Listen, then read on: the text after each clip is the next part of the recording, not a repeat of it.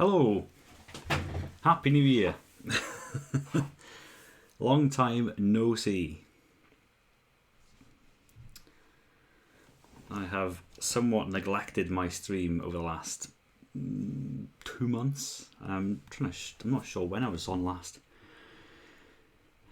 Too long ago. But we're here now. We're here, and we've got it's another year. We've got plenty of whiskies to try this year, hopefully.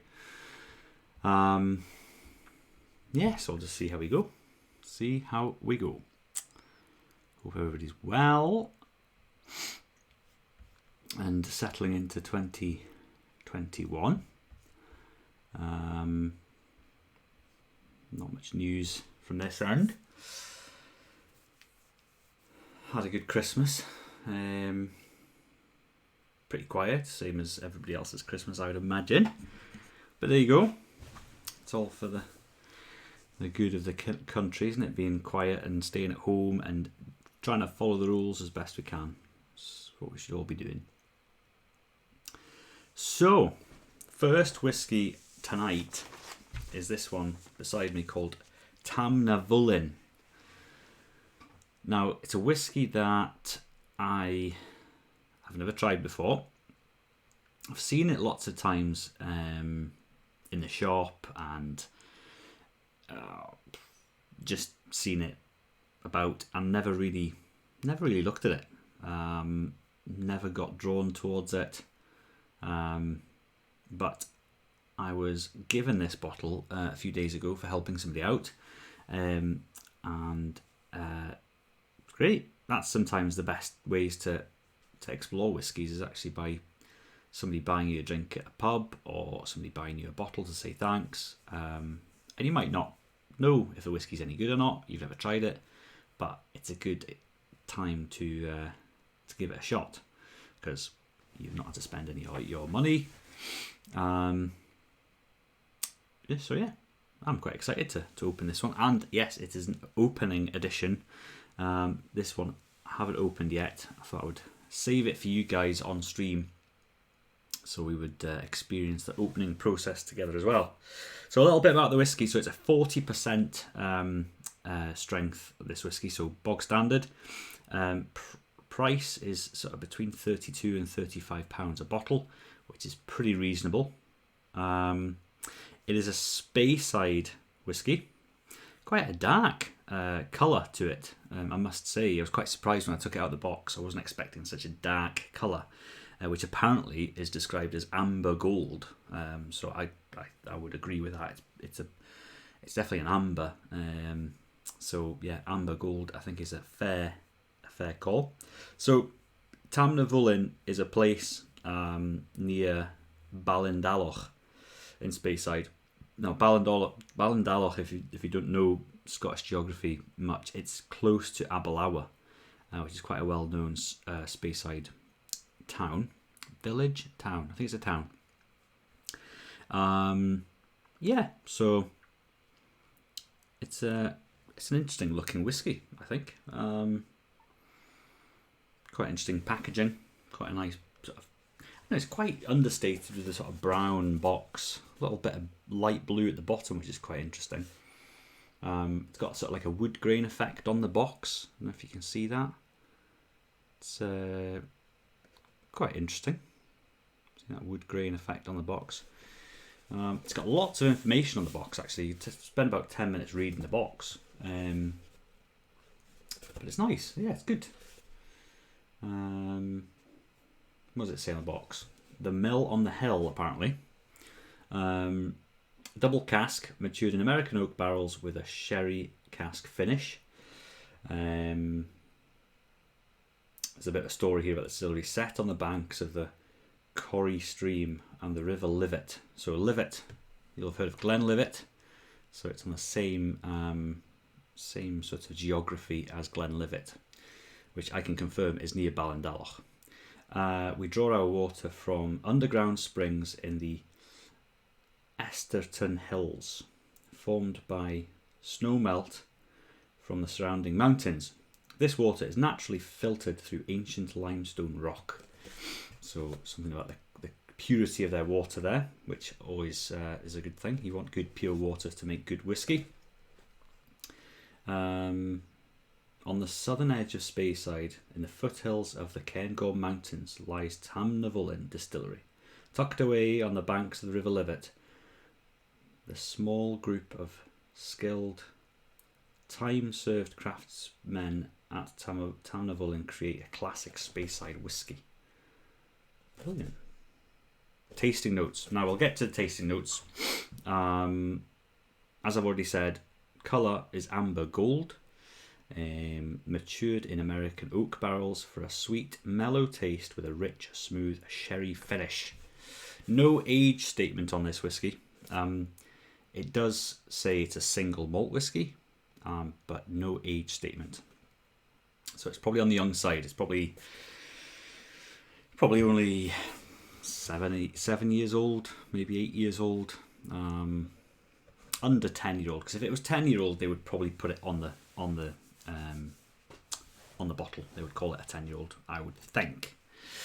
So, bottle-wise, proper classic single malt bottle shape. A lot of single malts have this bottle. Cragganmore. Oh, sorry. It's exactly the same shape bottle. Annock, same shape bottle. So, a very, very bog standard bottle. Nothing fancy, but doesn't need to be anything fancy. It's got a nice imprint on the shoulder of the bottle there, Tamnavulin Distillery. Much the same information that's on the front of the box is on the front of the bottle, and all the information. It says actually a bit more information on the back here than that. This isn't on the box. Double cask matured for a classic Speyside taste, rich, smooth, and mellow. The distillery at Tamnavulin was opened in 1966 on the banks of the River Livet, deep in the heart of Speyside, the most celebrated whisky producing region in Scotland. Yeah, so that's good. Nice. So, I am guessing we've got a plastic top. That's got a nice crest on the top, actually, if you see that. If I just put it in front of my face, it should zoom in on that. There you go. This camera's quite clever. It knows what a face is. So if there's a face anywhere, it will zoom in on the face. Which is quite interesting. Now, any of you that know me know that I chew my nails, so I've got no nails to start this thing going. So there we go.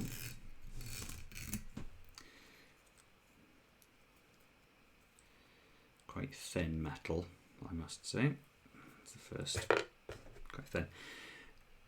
Plastic top, as predicted.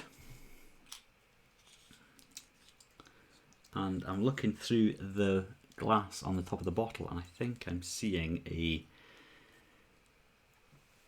composite cork. Now, I think it's called a composite cork officially, but I don't know. Let's see what she sounds like. Ooh, nice little pop. Yep. Composite cork.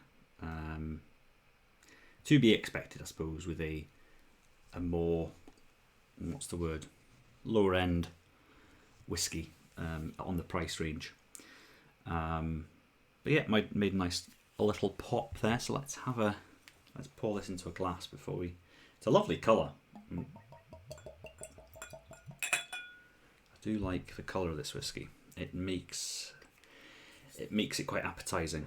I know there's a lot of people out there that aren't fans of, dark coloured whiskies, because it's obvious they've probably used some caramels, some colourants to get it to that colour. But it has finished its life in a sherry cask, so there's a good chance a lot of this colour comes from the sherry cask. But yeah, it's a nice colour. It's slightly darker than sort of your standard, whiskey colour. It's a little bit on the dark side. Not as dark as something like, Dalmore 15, for example, is darker. If you see them side by side, it's a sort of, the Dalmores is a sort of richer dark colour, whereas you can tell Tamnavulin it's been made dark. It's a bit like, I don't know. I don't want to down sort of have a go at it too much. I've not tasted it yet. But yeah, who knows? Some quite good legs on that there. I don't know if you can see those legs there. If I get my face out of the way, you'll see them better. Ooh, very interesting.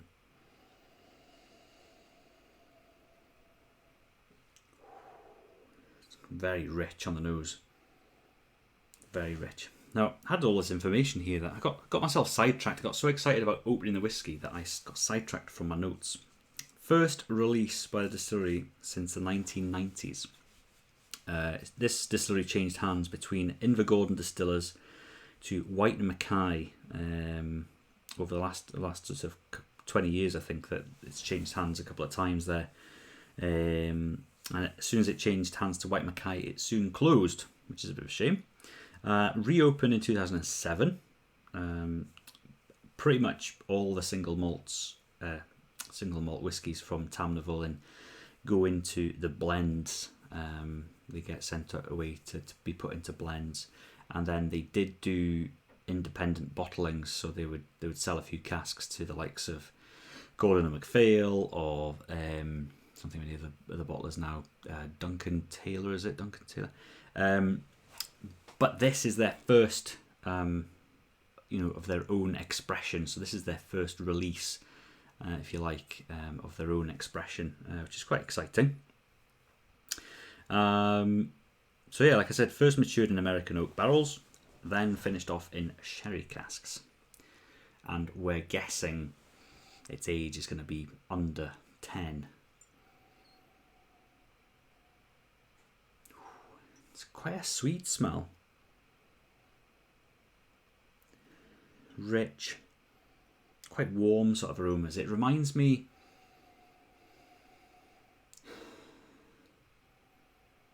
a little bit of like a liqueur, a whiskey liqueur sort of smell. So that gives you an idea of how sweet it smells. But yeah, in the official notes it says apple, toffee and honey, with sweet marzipan notes, with a subtle tangy marmalade note. So all those things are sweet. So the overall experience on the nose here is sweet. Very sweet smelling. I've not smelt a whiskey like this actually. It's just a little bit of floral in there as well. This is this is quite a new.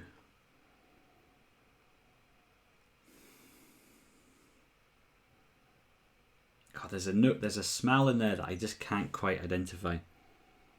I'm trying to get it.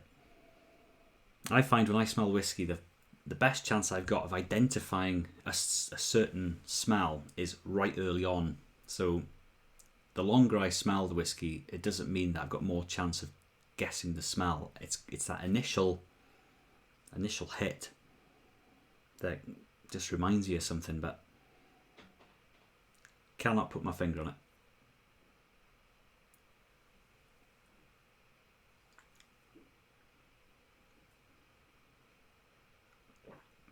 Oh, it's really smooth. It's really smooth, really fresh. Oh, it's quite tasty that.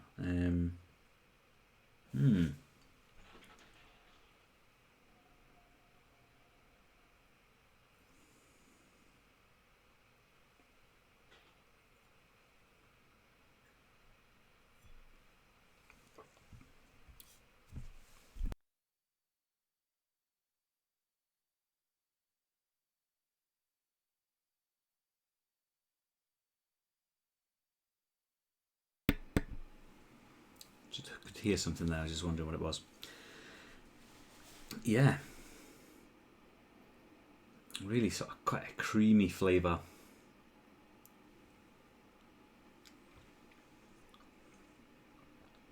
Sweet, fresh. What else is in the notes here? Peaches, creamy peaches, pear, pineapple and a hint of demerara sugar. So again, we're taking a sweet smell of the whiskey and it's translated into a sweet flavour, which isn't always the case, but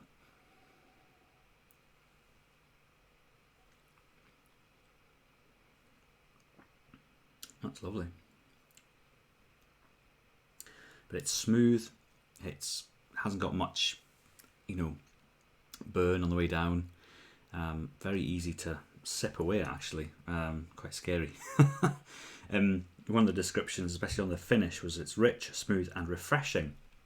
And I thought, I don't think I've heard of a whiskey being described as refreshing before.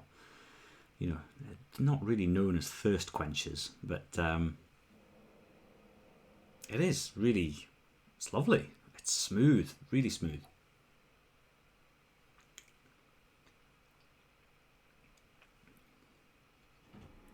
Lovely.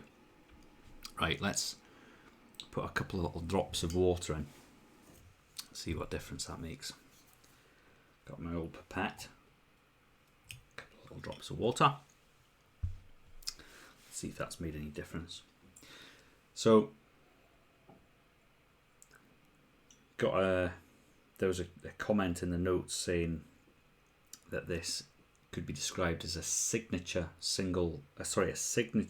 Speyside malt, and I think they're probably right. It's very, it's smooth, it's well rounded, a little bit sort of complex. So yeah, typical Speyside really.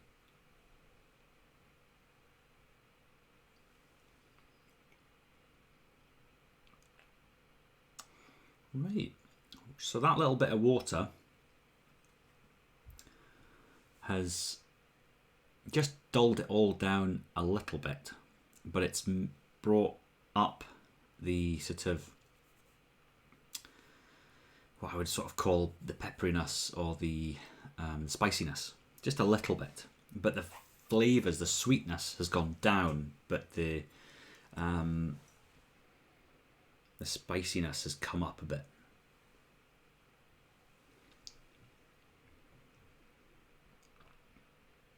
Yeah, really nice. I'd probably have it with no water, to be honest with you. That whiskey, I would probably not put water in that again if I was having it again. No, I'd probably not. But it doesn't ruin it in any way, shape or form. Just it gets rid of all the flavours I quite enjoy, which are the sort of sweeter, creamier, vanilla type flavours, and just leaves you with, a bit of spiciness, which some people enjoy more than the sweeter flavours. But no, that's lovely.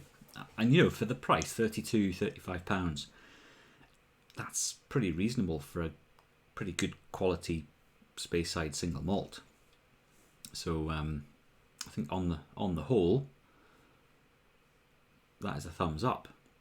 Now remember my last few streams, I've been giving whiskies marks out of 5. I did start giving whiskies marks out of 10, but that proved controversial because it's too easy to give a whiskey a 7, whereas maybe it should have been a 5. It would sort of. So we decided to do 1 to 5. So this definitely gets a 3. This whiskey, it's an easy 3. Not quite a 4, but it's not far off, I must say, for the price especially. That's a good price for a good whiskey.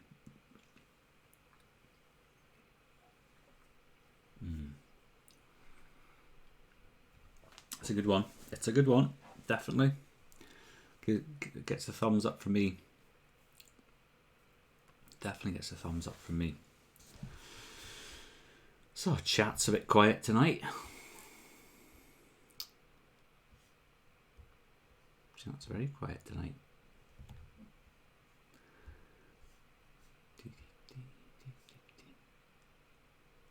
What's this say? Welcome to the chat room. New chat message. Oh ho! Just as I was saying that. Hello, fitness. How are you getting on? Happy New Year to you. I know it's been a long time. I've neglected my stream. I feel quite bad actually. Yeah, just life got in the way over the last few months. Just the lead up to Christmas. I don't know, away getting Christmas shopping done one weekend, and then you got this on, that on. Okay, not that much, but good. Yes, absolutely. No, it's a week I'm sure you guys will want to forget pretty soon and pretty quick. Not great. So fingers crossed it's onwards and upwards for you guys in America. But good to see you again. Glad to have you back. We're on the Tamnavulin Speyside single malt whiskey. Was very lucky to get given this bottle a few days back. Whiskey related gifts. Do you know what? Giving or receiving?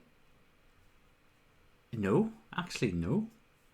I got given a bottle of rum by a contractor that works for me, which I had a little bit tonight. It was delicious. That was sort of a bottle for Christmas. There are gifts on the way up from my homeland, from Wales, which might include whiskey-related gifts or might not. I don't know. We'll need to wait till they arrive, because obviously everybody had to. Well, we were going to transfer gifts before Christmas. We were going to meet up somewhere halfway between Scotland and Wales, but that all got cancelled as soon as, well, all hell broke loose with different whatever we are now in Scotland, and well, I think Wales, they were in a lockdown, and an early lockdown before Christmas, so they couldn't travel. We obviously couldn't travel there, so we decided to leave it. So I sent gifts down about a week and a half ago, I think. So I think there's a box on its way up.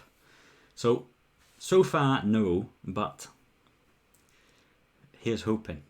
Who knows? Yeah, no, we're pretty much in a lockdown now in Scotland, England, Wales, Ireland. We're all in a lockdown. They're calling it Tier 4, which is pretty high. Well, right at the top of the tier system of controls.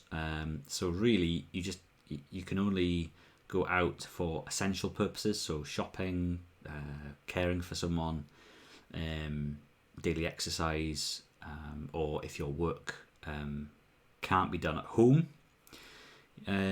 But this lockdown doesn't feel as strict as the first one back in March.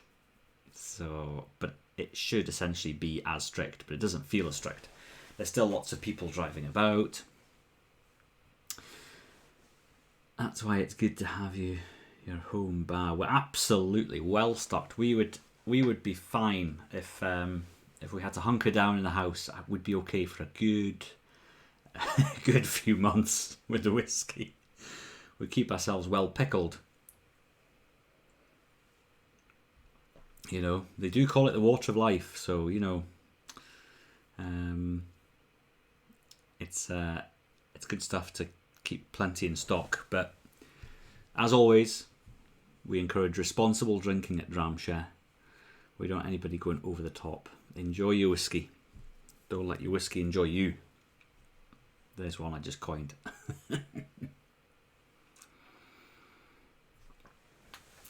Yeah, so absolutely delighted with this Tamnavulin.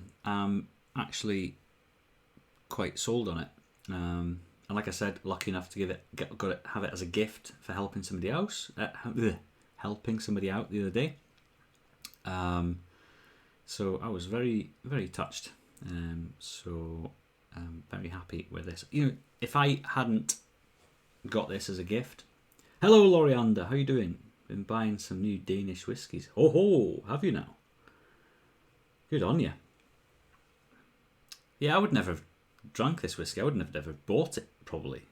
So this is where it's great when you get given a bottle as a gift, or somebody buys you a whiskey at a bar. You've got your chance to try something new that you wouldn't usually have your eyes on. Which this sort of proves the fact that even if you're into your whiskies, you are still sometimes blind to exceedingly good whiskies because they're just not in your, they're not on your wavelength. They don't sort of shout to you on the shelves in the shops. I would have seen this whiskey and thought, oh, brown box, it looks a bit boring, it actually looks like a modern whiskey that somebody's trying too hard to make it look old, I think.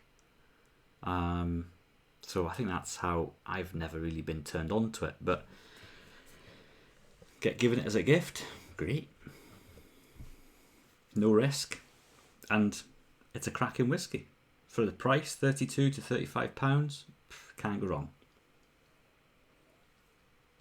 So Loriander, you've been saying there you have been buying some new Danish whiskies. Now, Danish whiskey is something I've never tried. What Danish whiskies are out there? Is there a well-known brand, a well-known whiskey that we might have seen in the shop or heard of?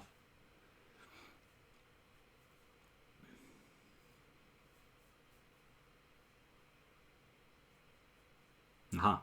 One of them got 96.5 in Jim Murray's Whiskey Bible. Wow, that's a good score. That's a very good score. The next whiskey we're going to be tasting tonight scored 95 on Jim Murray's Whiskey Bible. Not sure if that was 2020 or 2021, or it might even been 2019. But yes, so that's 95.5 is a bloody good score. That's really good. Very interesting. I'd be interested to know what whiskey that is, because that's something I don't explore too much. Worldwide whiskies. I've got an Irish blend, a bourbon, Scotch whiskies, a Welsh whiskey, and that's it. Really, I haven't got any other whiskies from all around the world. But there's time for that, hopefully.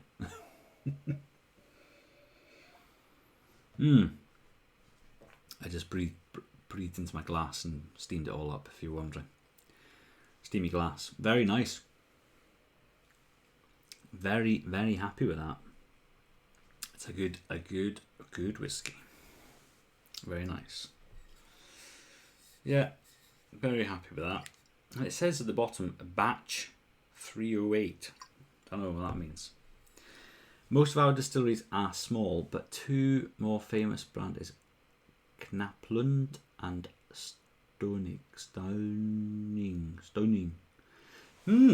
Never heard of those. Knaplund. I'm probably butchering these pronunciations here.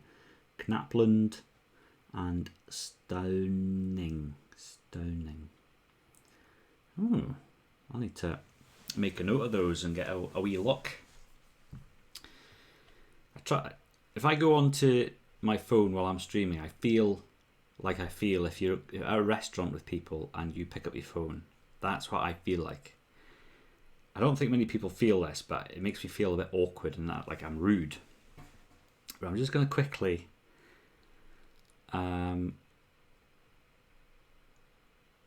type that into distillery in Denmark. Wow. Oh, it's all in Danish. Oh, yes. What comes in like a square bottle? Do gin as well by the looks of things. Bourbon whiskey, port finish whiskey, rye whiskey. Wow. How do they spell their whiskey? Is it?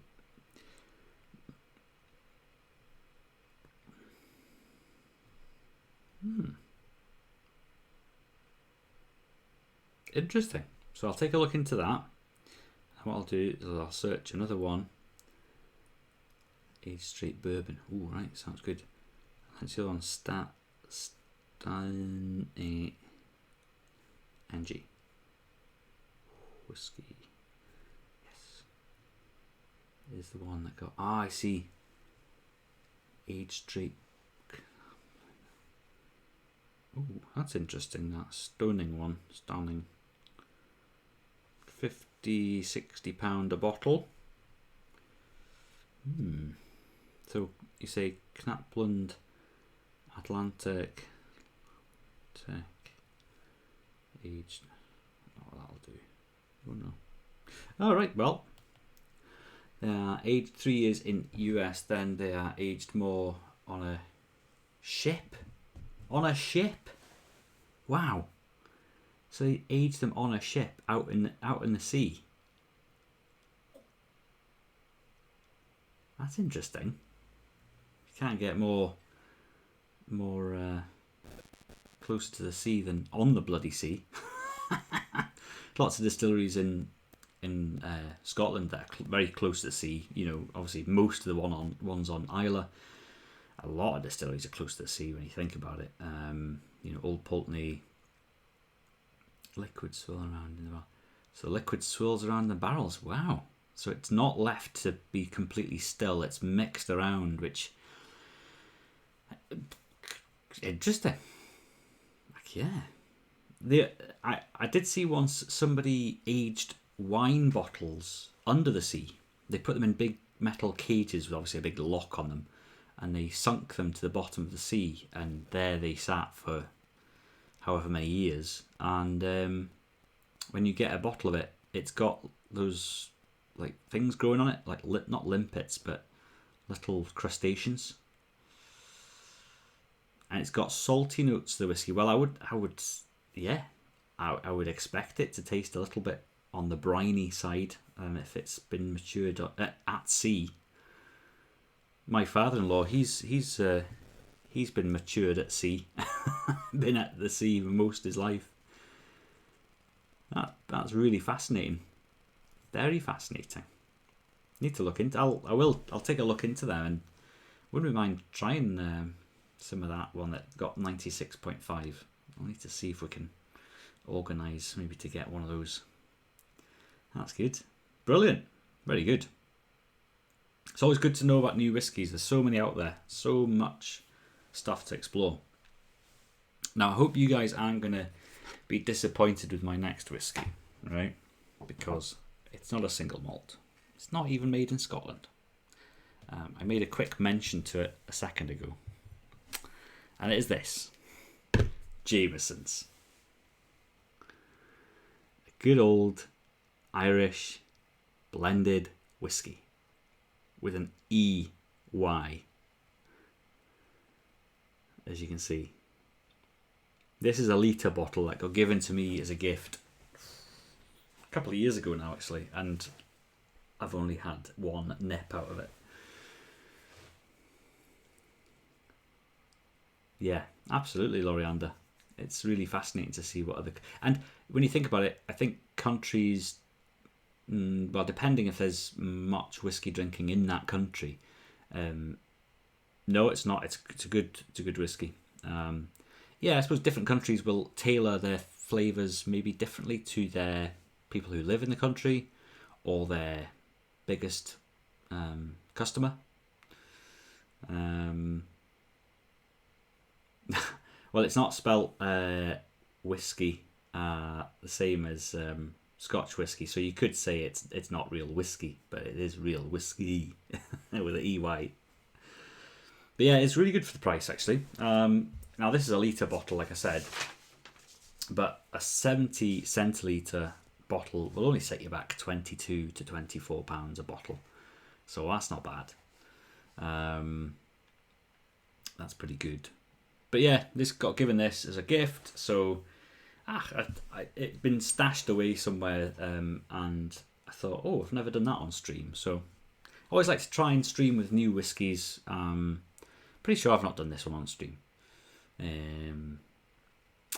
Best whiskey, Irish whiskey I've tried is this one. I know there's a lot of hype about Proper 12 just now, which is that McGregor, the guy who does the... Is it cage fighting he does, McGregor? Or is he a boxer? I can't remember. He does that Proper 12. I've had a try of that. It's nice, but it's a little bit on the dull side for me. So Jameson's got to be, for me, the best Irish whiskey. I'm trying to think of any other Irish whiskies I've tried. Can't think of any other ones. Redbreast is a good Irish brand as well. Yeah, I've seen that one. I've never tried it. Never tried Redbreast. Let's give that a shot someday. But yeah, Jameson's, can't go wrong. Cracking blended whiskey, I would say, and proof that blended whiskey is just as good as single malt whiskey, but for usually half the price. It's like I said, blended whiskey. Oh yeah, Bushmills. Yeah, I'm trying to think. I think I have tried Bushmills. Pretty sure I have. Trying to think. But yeah, no, it's not something I go to straight away. Teelings, yeah. Well, I've seen good things about Teelings. I was tempted to buy a bottle of Teelings because I'd heard somebody else on the stream was raving about it, and that's quite reasonable, really reasonable. So yeah, plenty of good ones out there, plenty of good ones. So let's pour ourselves. God, this bottle's huge. Pour ourselves a decent measure of this because this is the last whiskey. I've not got anything else lined up after this, unless anybody's got any requests, anything specific. I'll move this to the side just so it's not so much in the way. So Jameson's triple distilled, which just means that the it's gone through the stills, 3 times. So there'll be a lot of wastage in that process, but it makes it a much purer, cleaner product. Again, 40%, bog standard. Colour, it says pale gold. Now, I wouldn't call that pale gold myself. I'd call that more of an amber sort of colour. Pale gold, I think that's a lot darker than pale gold. You've got the Jameson's crested one. Ooh, what's the crested one? I didn't know there was different types of Jamesons you could buy. But yeah, Jameson's was established. Well, first off, it's the distillery is called the Middleton Distillery in Middleton County, Cork, Ireland. So it's in the island. Sorry, not the island of Ireland. The Republic of Ireland. This is distilled, not Northern Ireland. Established in 1780 by John Jameson. He was originally a lawyer from Alloa in Scotland. So it was there's one for the Irish. One of your best whiskies was basically established by a Scottish person. And he was apparently married to Margaret Haig. Now that surname should ring a bell. Margaret Haig was the eldest daughter of John Haig, who was the founder of such whiskies as obviously Haig Club. It is the only one that we've got now, but it was quite a big distillery, the Haig Distillery. So a proper whiskey distilling family. It's now owned by Pernod Ricard, which is the big French alcohol firm, probably worth gazillions of pounds.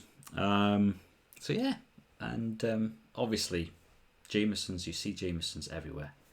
Doesn't matter which pub you go to, there's bound to be Jameson's behind the bar. So like I said, colour, yeah, pale gold. If anything, that's gold.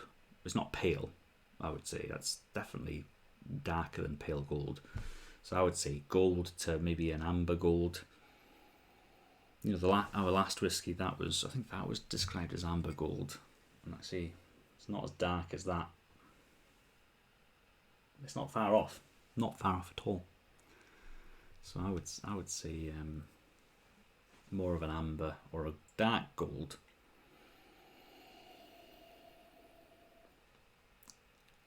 Straight away, it's a completely different smelling whiskey, obviously, to the single malt. It smells more measured, more controlled, more sort of like it's been edited or not dulled down, but it gives you that sort of feeling that it's been specifically designed this smell. It's very floral, smooth sort of marmalade and fudge sweetness with a hint of Madeira and a little cut grass. Now, yeah, the cut grass, there's that bit of freshness about it.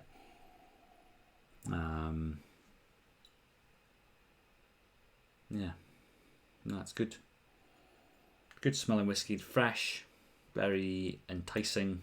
Makes you want to take a good slurp of it. Let's give it a try.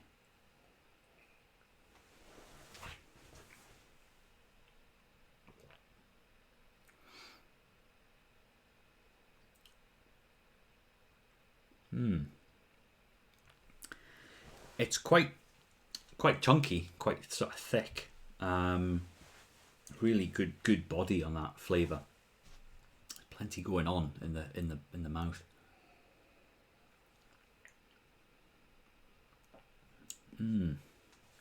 Quite fruity and fresh, with a bit of sort of vanilla. Definitely some vanilla in there, which must be, I don't know what casks they use, but they probably use quite a lot of American bourbon, ex-bourbon casks. That's probably where you're getting that vanilla effect from. It's quite a, I wouldn't say it's a long finish. It's sort of probably a medium to long finish with a bit of spiciness and a sort of honey sweetness going on there as well. So it's a really pleasant whiskey. For a blend, you could sort of, not that I would be able to tell, oh, that's a blend, that's a single malt in a blind taste test. No way could I do that. But you sort of, you can. It's got that blend flavour. It's not knocking your socks off, but it's quite easy to drink, and it's just pleasant, just nice, just lovely. I would say thinking of another good blend, obviously Famous Grouse. I would probably stick with Famous Grouse personally, if I had the choice between Jameson's and Famous Grouse. But then, I'm a big fan of White Mackay, which is £15 a bottle sort of whiskey, and I would probably go for White Mackay over this, which is, a lot of people will get upset by that, but you like what you like, and you don't like what you don't like. There's no ways around it. And I'm not saying I don't like Jameson's. I'm just saying that if I had a choice, I'd probably go for White Mackay or Famous Grouse over Jameson's. But if Jameson's was the only thing on offer, I'd be more than happy. More than happy. Yeah, Monkey Shoulder, that's a good one. I had a bottle of that years ago. I'd never actually bought another bottle, but yeah, that's a cracking blend. Really good. I did a piece on blends early on in my Twitch career, and it was quite interesting discussions on there actually about blends, and quite a few opinions about, well, why drink blends? What's the point? It's just cheap, nasty stuff. But actually, there's a point to blends. They're usually more affordable, unless you go for like a really high-end blend. Monkey Shoulder's probably on the top end. You probably got £35 probably for a bottle of Monkey Shoulder. But a lot of that is you're paying for the packaging, you're paying for the fancy bottle, and then sometimes it comes in like a cage. That's what you're paying for with Monkey Shoulder, really. Hello, Jake. How are you getting on? Good to see you. Yes, it's been a long time no see. I've neglected the stream, unfortunately, so I'm sorry to everyone for not being as regular as I was beforehand. But we're back now. It's a new year. It's a new start. Happy New Year to you. And Happy New Year to you, Lorianda. I don't think I said that to you when I saw you there. I think maybe I did. I can't remember. But yeah, good to be back on stream. Try and keep a relatively steady schedule going over the next wee while. But yeah, good to see you guys coming back. I'm glad that you're still here to support me, even though I've not been about for I can't remember the last time I streamed. It's a while back. I'm going to look back at if you go on my my Facebook page, which is Dramshare on Facebook. You will see all my previous streams and notifications of upcoming streams. Is it about 3 months, is it? Let's have a look. 28th of November. So I think it would have been the 27th of November I was last on stream. So not quite 3 months. About a month and a half, is it? Something like that. Johnny Walker Blue Label is a very expensive blend. Oh, it is, yes. And some of the Johnny Walkers. It's funny, I completely forget about Johnny Walker. You know, it's one of the biggest blend firms going. But yeah, I find that people that are into Johnny Walker are really into Johnny Walker. They just can't see past it. And yeah, people always go on about this blue label. And then there's green label, red label, black label, gold label. And I don't know what half of it means. I've never actually sat down and studied what all these different labels mean. Is red the cheap one, is it? Right, okay. I'll steer clear of the red one then. But yeah, another, you know, I think I've tried Johnny Walker. I think green label I think I had once. It was nice, yeah. Yeah. Time is just a figment of our brains. So absolutely. That's it. Cheers. Cheers to everyone. Slange.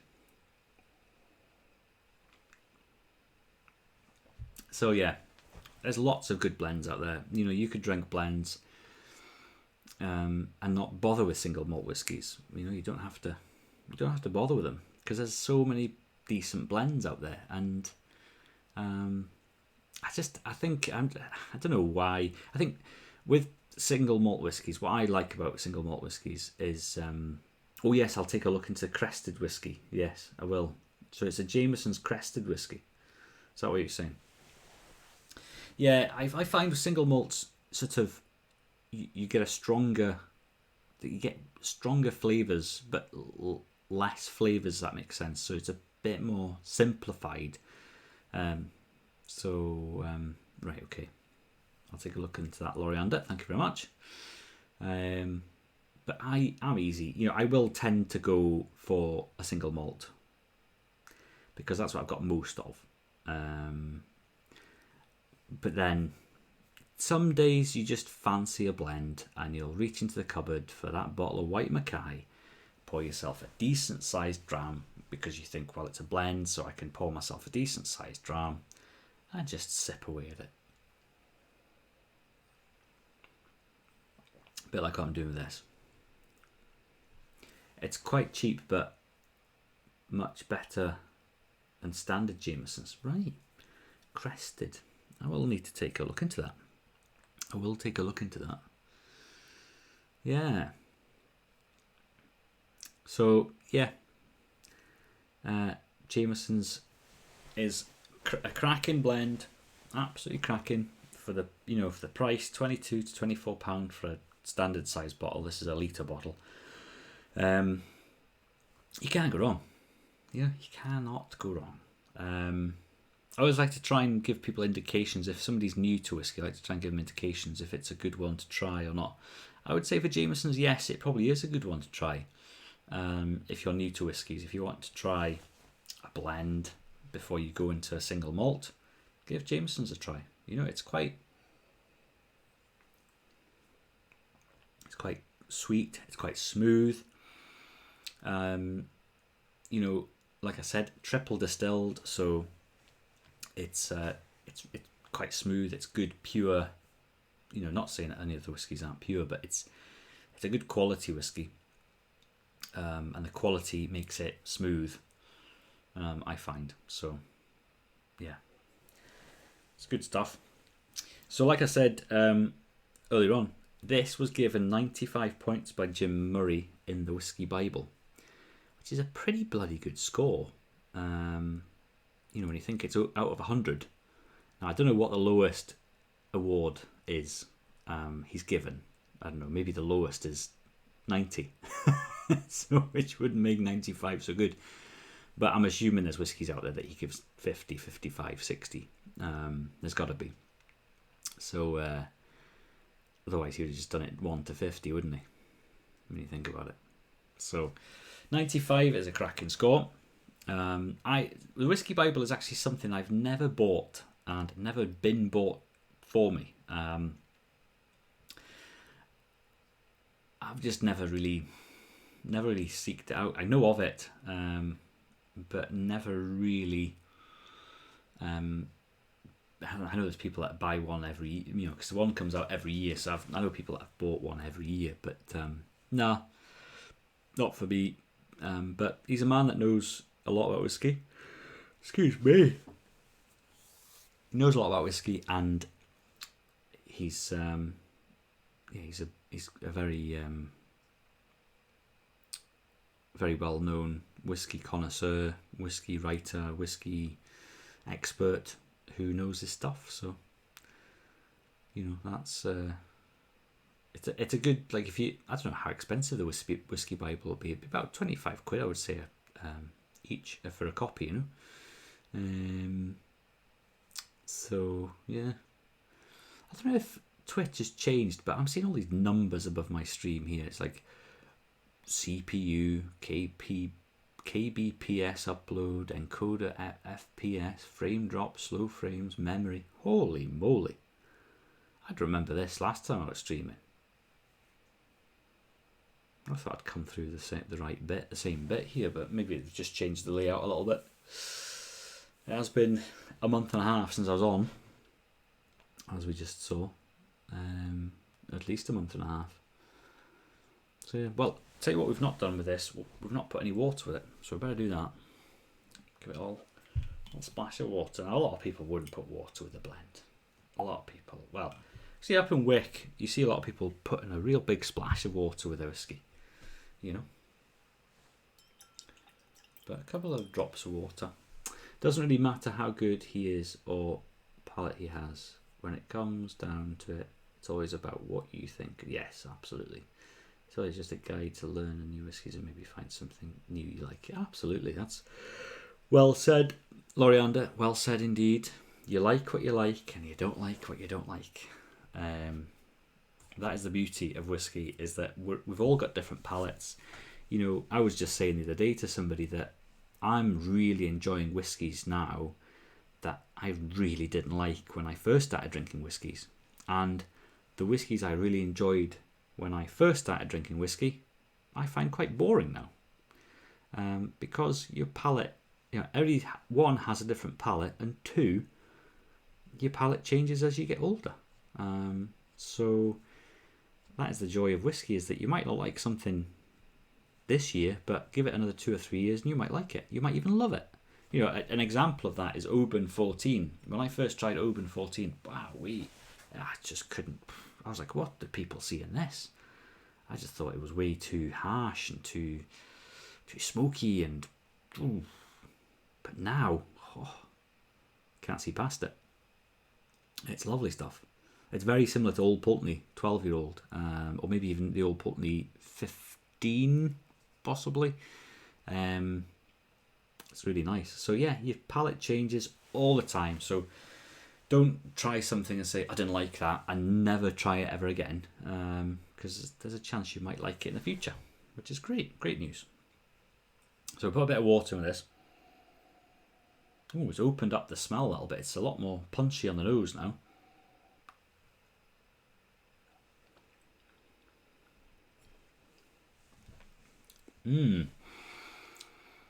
That's made it a bit more punchy on the palate as well. Actually, it's made it a bit more, brought out the spiciness a little bit, but not too much. So no, that's nice. Maybe reduce the length of the finish a little bit as well. Actually, it's a bit more of a short, sharp shock, with a bit of water in it. But that's good. So did anybody else here get treated to a bottle of whiskey, or get treat themselves to a bottle of whiskey for Christmas? I got asked this earlier on by fitness trainer 845 if I'd received any whiskey gifts for Christmas, which I haven't, not yet anyway. I know there's a parcel on its way up from North Wales, which might include a whiskey paraphernalia or a bottle. Who knows? So I'm waiting with bated breath for that parcel. But did anybody else get any whiskies, any whiskey glasses, or anything interesting at all? It's difficult this year, isn't it? Because a bottle of whiskey's not the easiest thing to send someone. So sales of whiskey were probably pretty crap this year for Christmas, I would say. Because not the sort of thing you can post. You can post, but by Christ, it costs you a bit of money. Yeah, and the Royal Mail definitely don't like sending alcohol. I'm trying to remember what their rules are now. If it's over 25% in alcohol, they'll not send it or something. You'd have to send it with, a courier. So yeah, I would say the sales of whiskey were probably pretty crap. And Aquavit. Oh yeah, what? Water of Life. Aquavit. What's that?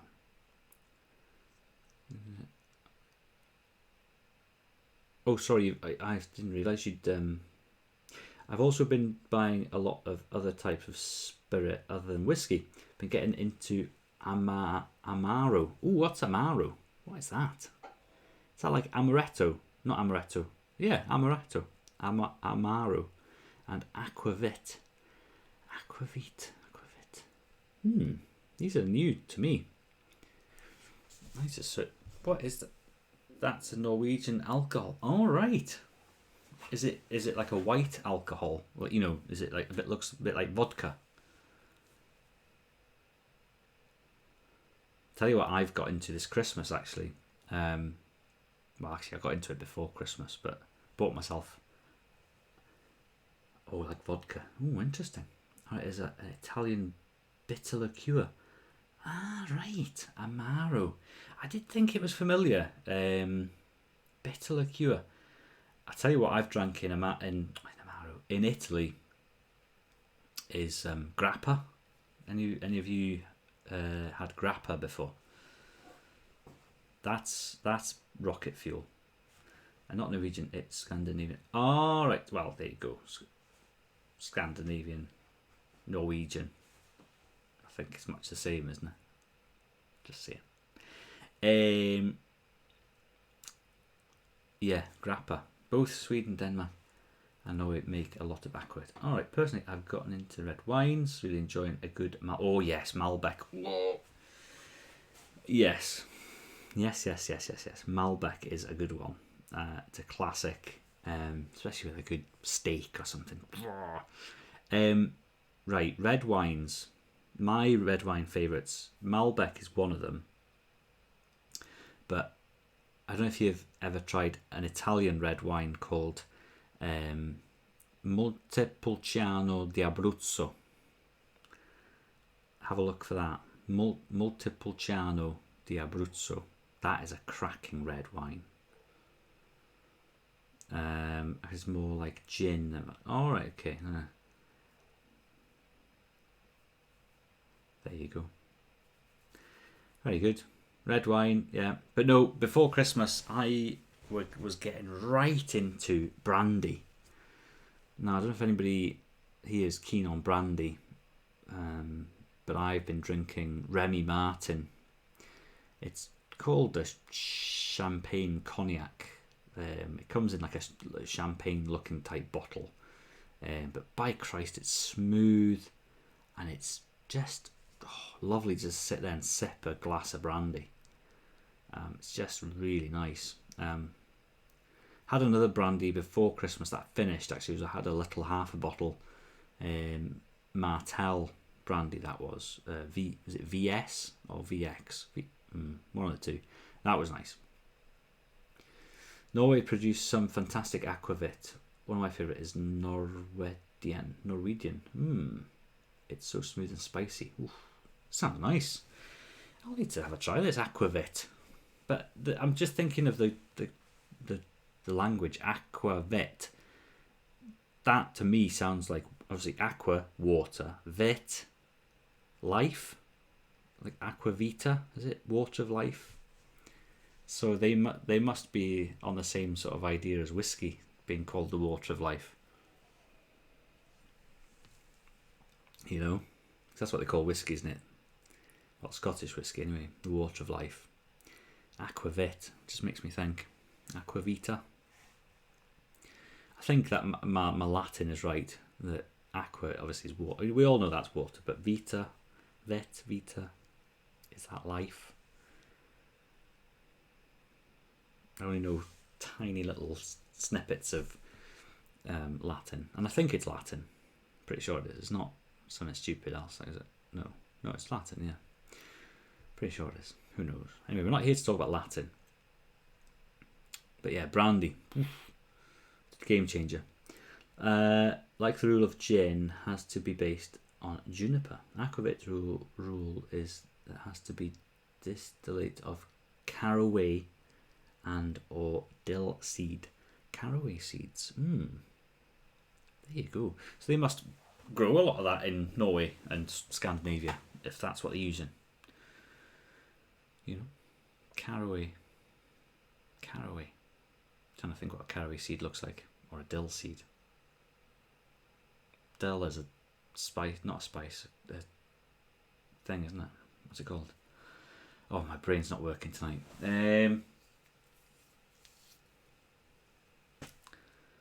Like chives and stuff. What are they?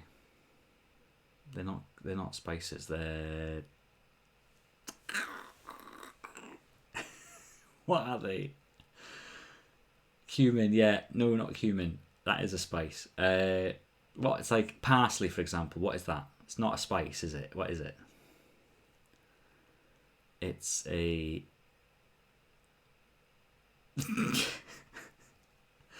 it's too late for herb. Well done, Jake. Well done. That's what I was thinking about. Herb. It's a herb. So, yeah, dill is a herb. Caraway. Yeah, I think you only ever use caraway seeds. You don't grow caraway seeds into something else, do you? So I suppose the seed, that would be known as a spice. So is the dill seed known as a spice? Caraway, also known as Meridian fennel and Persian cumin. Oh, fennel, very nice. Interesting. Look at this. It's like a biology lesson here, or some sort of herbology, like in Harry Potter that we've been watching a lot recently for the millionth time. But it's good. They are good films, so they can be watched over and over and over again. Absolutely.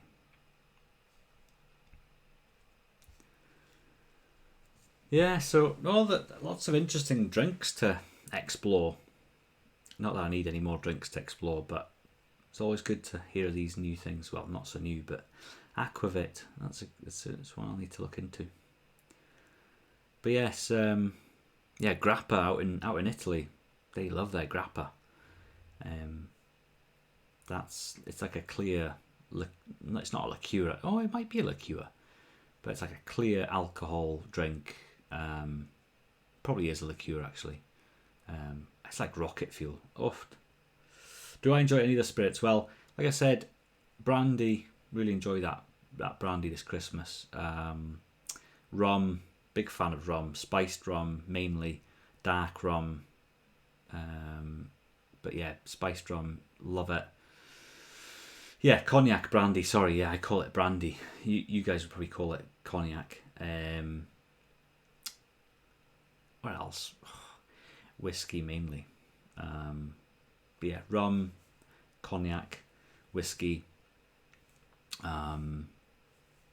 We drink a bit of limoncello in the house as well. Cognac is a subcategory of brandy. Is it really? I just thought it was a different name for it. I thought it was like Americans and all that call it cognac and British people call it brandy. But yeah, because this brandy I've been drinking, or this cognac I've been drinking, is this Remy Martin. It does actually just say cognac on the bottle. So maybe you're right.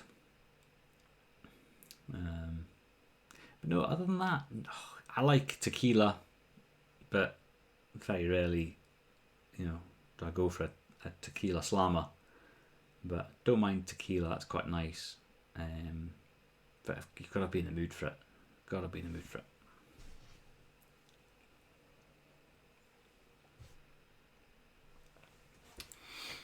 But now that's it really for spirits. Mezcal is getting very popular. Right, mezcal, that's another one. Just shows you how much I know about other drinks. I've not heard of half of these. Mezcal. No, that's not ringing any bells. I've never heard that. Mezcal. There are 6 main spirit categories: brandy, gin, rum, tequila, vodka, and whiskey. Mother Jan saying brandy and baby sham. Baby sham. Not seen that in the shops for a long time. Not seen that for a long time. Brandy and baby. Never heard of mezcal. That's another one I need to look into. This mezcal.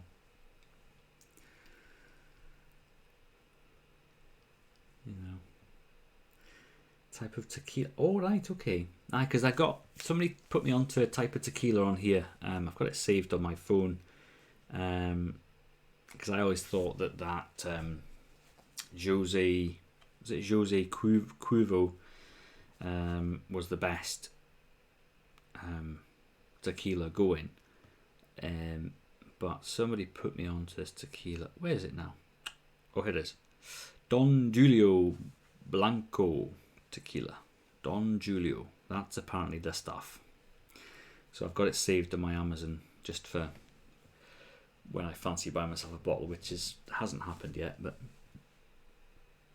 smoky tequila. Jose is terrible tequila. Oh, don't tell me that, Lorianda. Don't tell me that. So what tequila? Well, I suppose mezcal. You're saying that. Well, you're saying that's getting very popular. Doesn't mean that you like it. What tequila would you suggest? Hang on. Yeah, Jose Cuervo. That's the one that I said that Don Julio. That's the one I'm thinking about. You've not said that's terrible, thankfully. Yeah, Jose Cuervo. I've had that a few times. To be honest, with tequila, it's gone so quick, you don't bloody know what it tastes like anyway. But this Don Julio, I'm going to give that a try. Definitely give that a try. Also got saved on here. Crown Royal blended Canadian whiskey. I've got that saved on here. I want to buy myself a bottle of Crown Royal someday. Yeah, that's about it really. What's that? But yeah, tequila, vodka. The only thing I like doing with vodka is making cocktails with it. I feel like Loriander works in a cocktail bar and knows his spirits. Jake, I think you might be right. Yes, he's definitely well versed. Reason it's bad is because it's not 100% tequila. Oh, it's blue agave tequila. Whoa! But I thought tequila was made from agave. I thought all tequila was made from agave, but is blue agave the bad one? Is it a bit like asbestos? The blue asbestos is the bad one. The white one's okay. Well, not so bad. But the blue ones, stay away from that. Oh, I don't know if you guys have got asbestos where you are, but I don't know if you even heard of asbestos where you are, but we've got it in the UK. In most of the old buildings.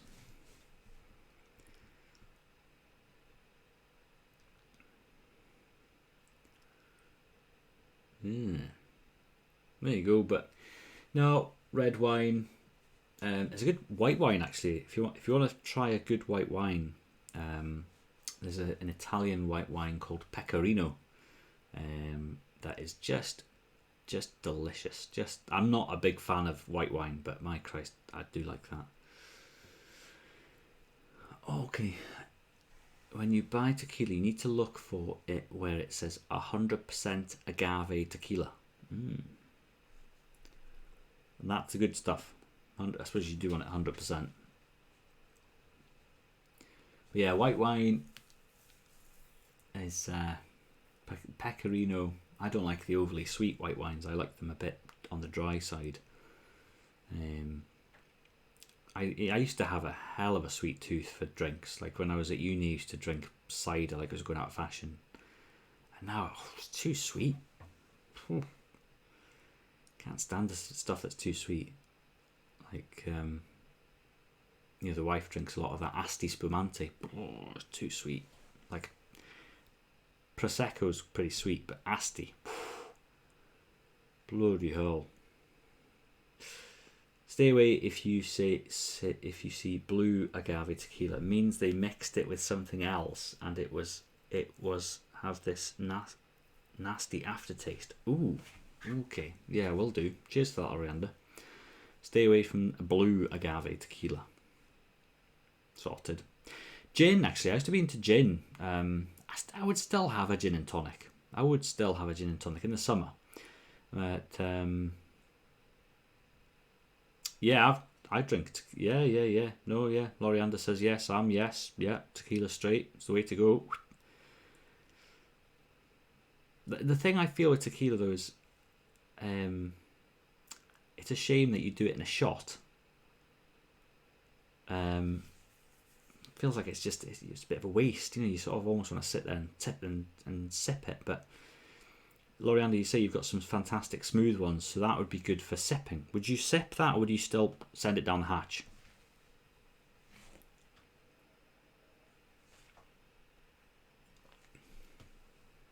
Jake says, is it okay to mix it with ice, though? I probably wouldn't put ice. You like all your drinks with ice. Typical American, ice with everything. £100 tequila is something you want a shot. Really? Oh, no, I don't want a shot of £100 tequila. But I'm asking you, can you just, would you sip that, would you? Because I've never seen somebody sip tequila. Yes, you would, right? Okay, fair enough. Yes. Well, I suppose if it's £100 a bottle, yeah. I'm hoping it's £100 a bottle, not £100 a shot. I don't know where you're drinking, but it sounds a bit too fancy for me. Pinot Grigio, lovely, very dry white wine. Pinot Grigio, I think I have Pinot Grigio. I thought, yes, dry. It's a little bit on the sweet side as well, though, I think, isn't it, Miljan? I think it's a little bit on the sweet side. Jake says that's why you need ice. Goes down easier. But then you're dulling all the flavours. Let's either that costs £1,000 a bottle. Oh, well, I can well believe it. With bottles of whiskey upward of £10,000 a bottle. Well, no, actually, is it? £5,000. Pinot Grigio. No, I don't know much. Pinot. No, it's Pinot Noir. It's red wine, I think, isn't it? Pinot Noir. Chardonnay's sweet, isn't it? Yes, I think Chardonnay. I would stay well clear of Chardonnay. Yeah, Pinot Grigio. Yeah. But yeah, rarely go for white wine. Another good white wine is that Vinho Verde from Portugal. It's really low in alcohol. Pinot not sweet at all. Alright, okay, there you go. Reason why tequila is very expensive then its age is because the cactus it comes from takes ages to mature and often a bad year can kill the harvest. All right. Pinot Grigio. Oh, Pinot Grigio is the in wine to drink. Oh, very good. Mother Jan's on the finger on the pulse. Pinot Grigio is the wine to drink at the moment. Very good. Chilled, I would assume. Like most white wines, I think, aren't they chilled? But yeah, Vinho Verde, give that a try if you've not tried it. Especially with fish. Oh, it's amazing. Absolutely amazing. But struggle to find it in the supermarkets here. We've got a Morrison's supermarket, and every week we have a look at it. we have a look for it and cannot see it anywhere. They used to stock it a couple of years back, but they stopped stocking it. It's a shame. There you go, Pinot Grigio. There you go. That's what we should all be drinking. But it's something I've never done is I've never bought wine online. I know there's a lot of these companies going about where you buy a case of this and you buy a case of that, and you get it so much cheaper than buying it by the bottle. But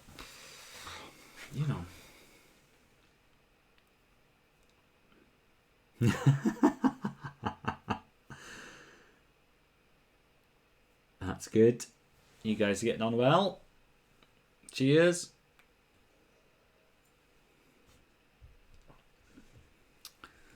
That's it. So yeah, the Jameson's is going down well. Going down very well, actually. It's really nice just to sit here and just sip away at it. It's lovely. I think the one thing with blends as well is that you don't feel obliged to sort of savour every mouthful because it's a single malt and it's cost so much money. Just enjoy it. It's just a blend. Enjoy it. It's lovely. But yeah, rum. Big on my rum just now. Especially spiced rum. So I got given a bottle by a contractor that works for me. It was Plantation Barbados rum, aged 5 years.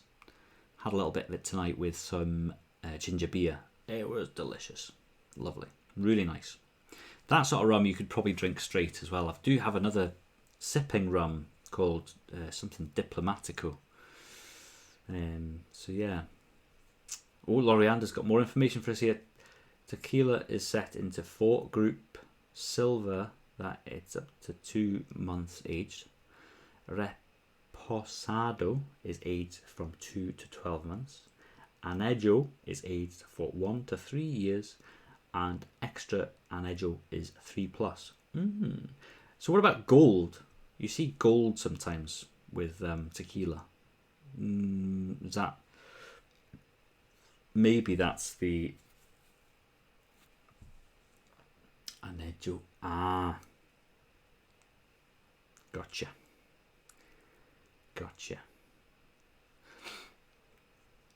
Yeah, tequila's a whole nother kettle of fish, isn't it? But yeah, Reposado can have a bit of colour. Yeah, I've seen some tequilas that are on the sort of very light straw colour, like a really light whiskey colour. Actually, we were doing some Christmas shopping before all hell broke loose before Christmas. There, it was actually end of November. Actually, that was the reason why I didn't do the last stream I did was the weekend before we went away Christmas shopping, and I just never got back into it since then. That's what's happened. But yeah, we went to the bar and the hotel, and I thought, I'm gonna have a tequila, and I just said, "Oh, I'll have a tequila." And she took out this bottle, and it was definitely that sort of light, very light brown colour. So that maybe was a gold or a Reposado one. Definitely wasn't a silver one, because I think, am I right in saying most of the silver ones are just clear? They wouldn't maybe have any colour. Don't know. Yeah, there you go. There's a lot to learn about all these different drinks. And that's what makes them all interesting. There's all the different variations and different finishes and ages and all sorts. And that's what makes whiskey, it's a never-ending interest, because you could never drink them all, even if you tried. You can never experience them all. So you want to sort of hunt down what you think is going to tickle your fancy. I'm just trying to think if there's any whiskies on the horizon for us at the moment. We were quite nice. Our friends from up in Wick sent us a nice voucher for a shop that sells whiskey up in Thurso. Who knows when we'll get up there to use it. But they've got a good selection of whiskies. And last time we were there, we bought the bottle of Old Pulteney Huddart with the voucher from last year.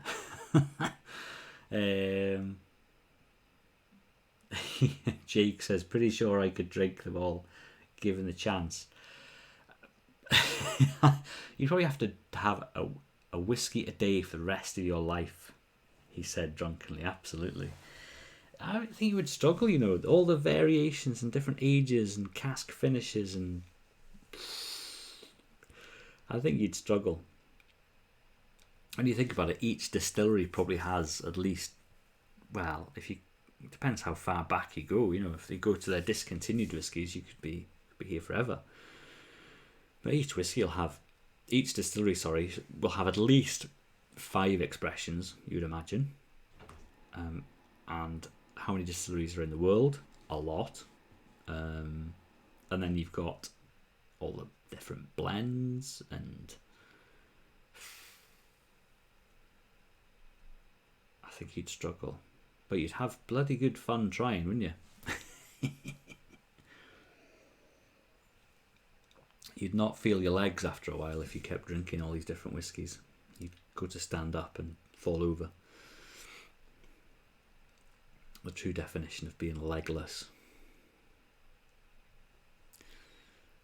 Yeah. So, Sunday tomorrow. Any plans for tomorrow? Anybody got any? It could be a new world record. That's it. That's a point. This person has tasted more whiskies than everybody. Oh, Mother Jan's away. Good night, no start.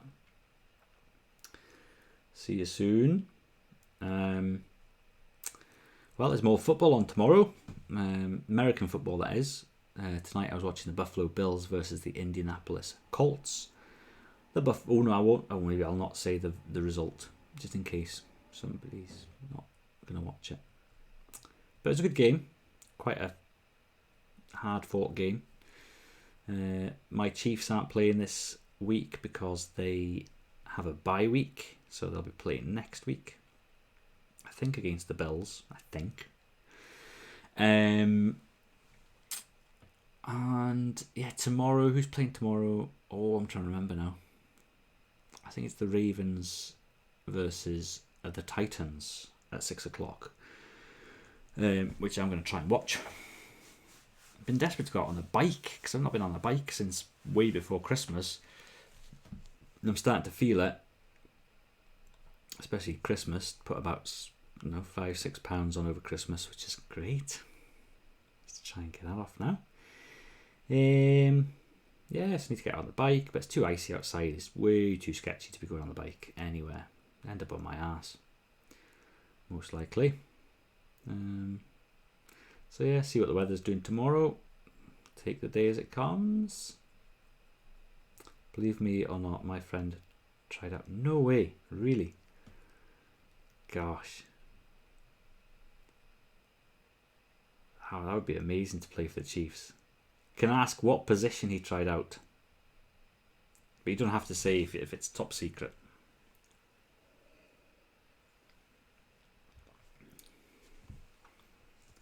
They came to England, did they?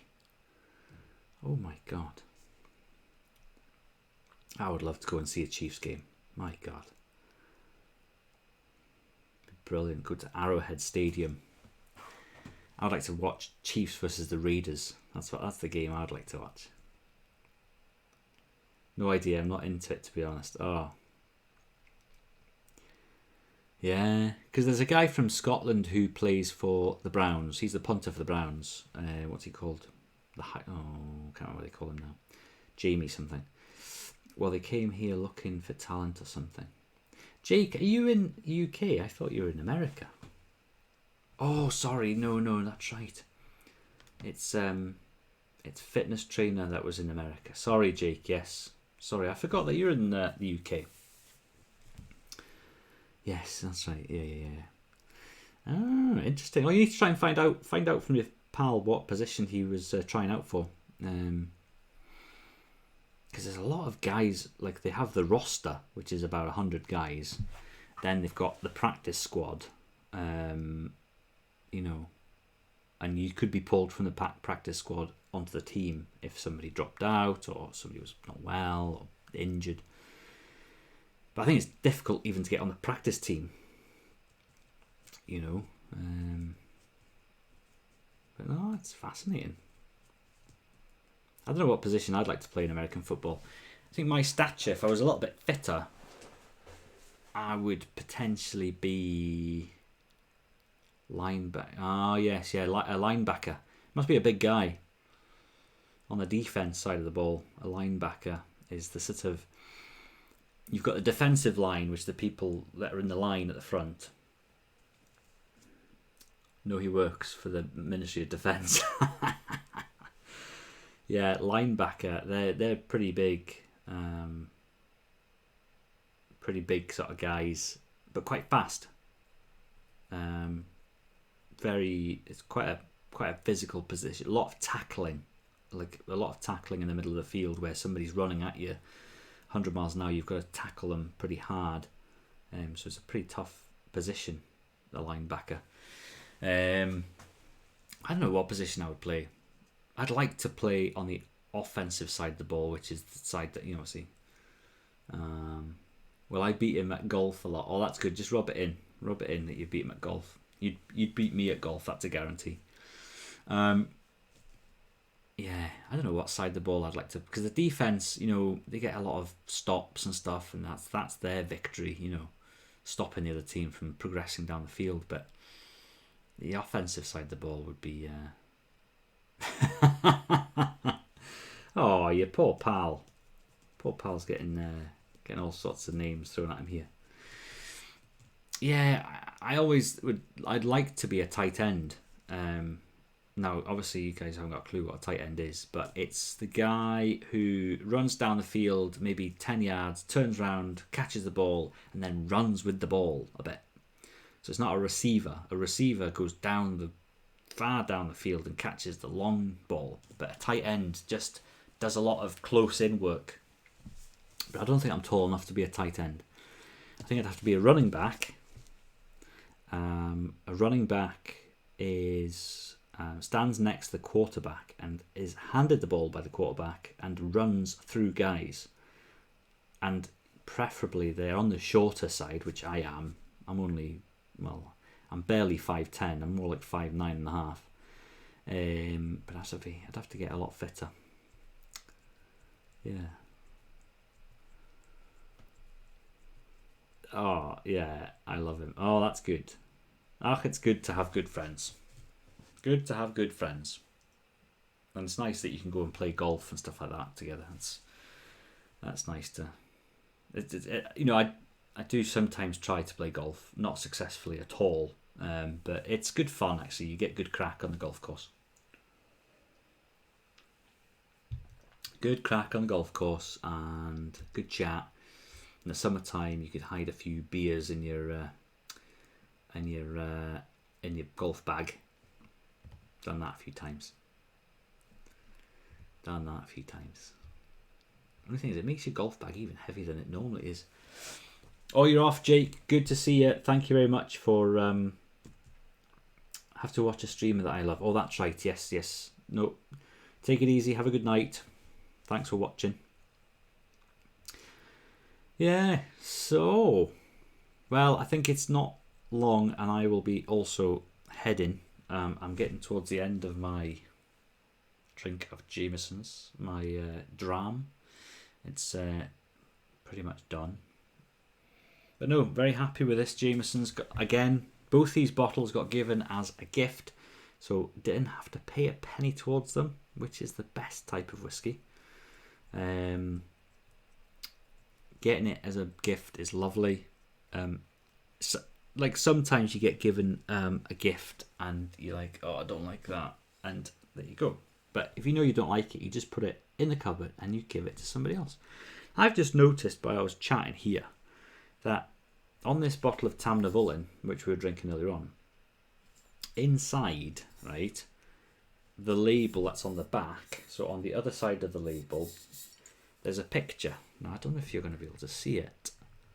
Can you see? There's like a building. Well, I'll tell you what I'll do. Yeah, watch this.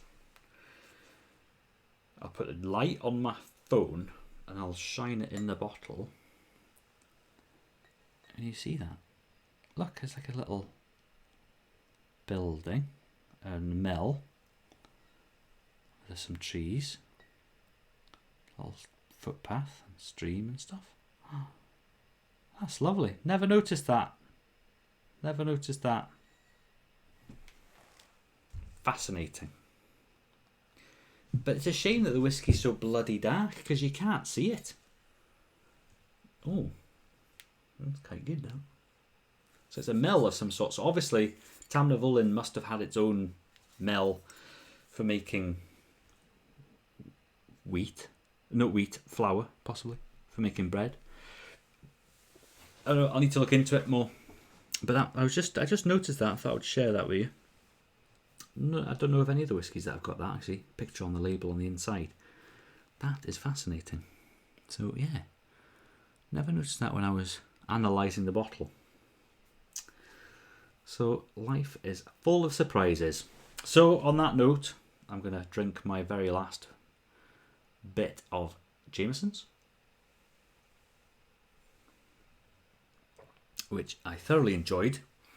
And say thank you very much for everybody for taking part in the chat. Lots of good chat about not just whiskey, which is great because that's what we're here to. You know, a dram doesn't have to be whiskey. You could have a dram of anything. It's up to you what you have a dram of. Yeah, so great. Thank you very much for all your participation. It's what makes the stream actually is the chat. You know, there's only so much I can waffle on by myself. It's actually the conversation with you guys that makes it really enjoyable for me and hopefully you guys. So on that note, I'm going to leave you to it. Have a good evening, good afternoon, wherever you are. Good morning, potentially. And look after yourselves. Stay safe. Please, everybody work as hard as you can to stop this bloody virus so we can all get back to normal sooner rather than later.